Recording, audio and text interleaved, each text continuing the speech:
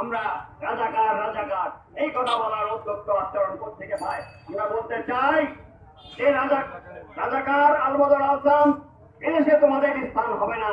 কারণ বাংলাদেশের মুক্তিযোদ্ধারা এখনো জীবিত আছে, তাদের পরিবার পরিজন সন্তানরা জীবিত আছে, তারাও ইয়ং। আমরা চাই না যে আর একবার তোমাদের সাথে আবার যুদ্ধ করি, কিন্তু তোমরা যদি বাধ্য করো, আমরা অস্ত্র জমা দিয়েছি, তাদের আমাদের ট্রেনিং কিন্তু জমা দেয় নেই। আমাদের সন্তানদের নিয়ে ঝাঁপিয়ে পড়ে আমরা আবার রক্ষা করবো এই বাংলাদেশকে। আমি বলতে চাই আজকে আমাদের মাঝে আমাদের বীর মুক্তিযোদ্ধা মান্নান গাজীর মেয়ে রেসপি